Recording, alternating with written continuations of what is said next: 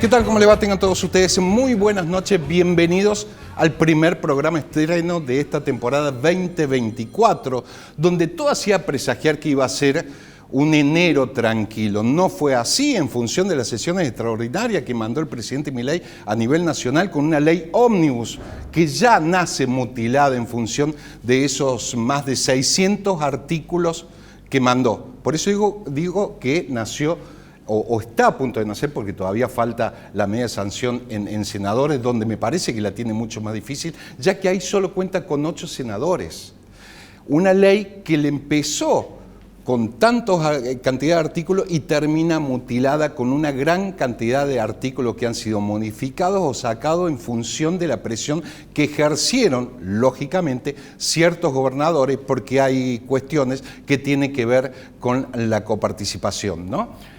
Y metiéndonos un poco, ¿casta o no casta Milei? ¿Se acuerda? Una cosa es el discurso y nadie resiste archivo, y mucho menos en política. Así como hemos sido lacerantes en su momento con el kirchnerismo, con su candidato, con Sergio Massa, también le toca el turno a Milei. Es cierto que no lleva 2 meses de gobierno, pero la anticasta era la principal bandera que exhibía el actual presidente Javier Milei. Fíjate, el hermano del vocero presidencial, nombrado, más allá de la defensa que hace, diciendo lo tendrían que hablar con Petri, que es el ministro de Defensa, etcétera, que ya viene en la carrera política. Pero no es una cuestión de que el nombramiento del hermano de Adorni, y esto es un detalle simplemente, y da un mensaje, haga mella en el presupuesto nacional. Es una cuestión de forma más que de fondo, ¿no? Fíjate también Scioli. En la jerga política se podría decir que Scioli hoy aparece como el tipo más inteligente dentro de la política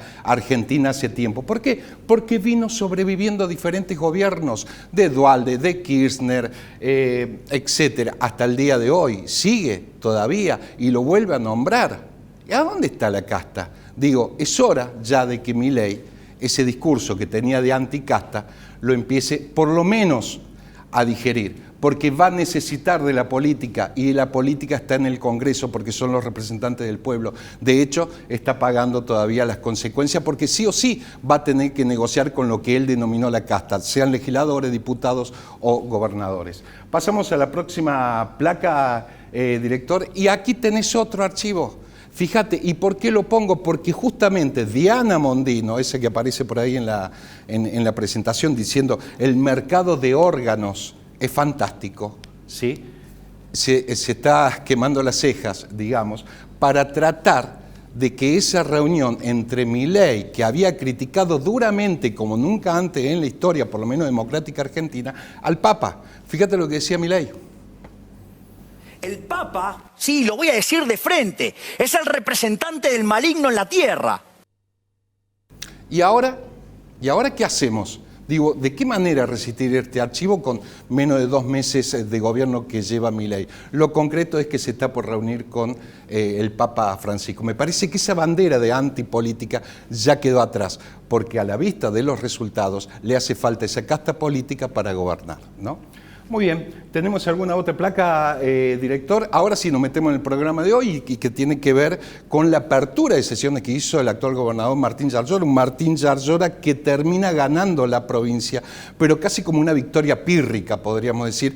¿Por qué? Porque en la legislatura está empatado prácticamente con la oposición. Si juntamos toda la oposición, podríamos decir que termina ganando la oposición y no el oficialismo, como no se había dado en muchísimos años de la historia democrática, desde el 83 hasta ahora, por lo menos, ¿no? O por lo menos desde que De la Sota recupera el gobierno de la provincia de manos del peronismo. Hizo una apertura de sesiones, por supuesto le salió a contestar la oposición, en este caso Gregorio Maqueda. Fíjate, el gobernador Yarlora no vuelve a faltar el respeto hablando de su fascista partido único cordobés. No vamos a dejar pasar eso en una provincia libre, plural, diversa y republicana. Sumamos otro Twitter, del legislador Rodrigo Agrelo. Un Rodrigo Agrelo que reclamaba de alguna manera la presidencia segunda de la legislatura en función de los resultados, ¿no? El gobernador Martín Yarlora ha invitado al diálogo. Ojalá sea un verdadero cambio de su estilo de gobierno.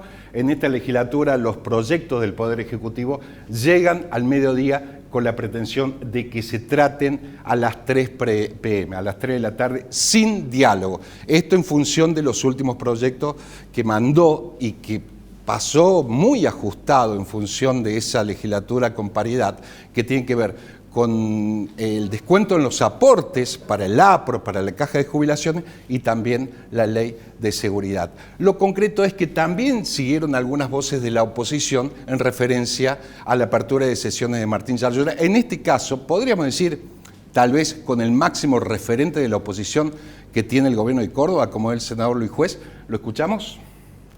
Me pareció una falta de respeto hablar de educación teniendo la UPC protestando por salarios miserable y creer que la educación se puede conseguir sin la posibilidad de estimular al docente, escuchar a los docentes en un justo reclamo. Hablar de una salud pública cuando han quebrado el APROS.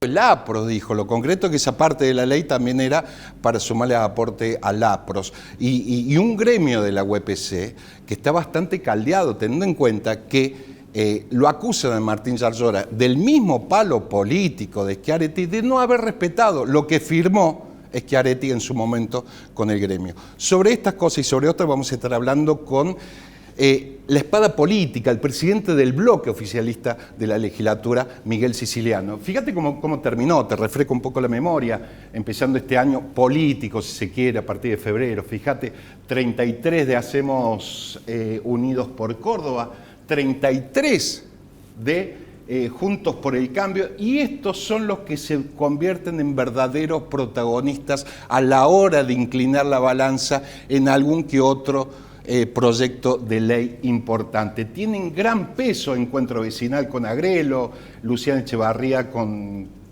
la izquierda, La Libertad Avanza, Chiara, en función del apoyo que hagan los diputados que le responden a Martín Yarlora en el Congreso para darle futuro a las leyes de Milei. Digo, ¿para dónde va a jugar? ¿Será un intercambio de negociación política ahí también? ¿Qué va a hacer, creo, en Córdoba? Una Alessandri que siempre comulgó con el peronismo, pero después por diferencias políticas termina comulgando con el kirchnerismo, digamos, de alguna manera.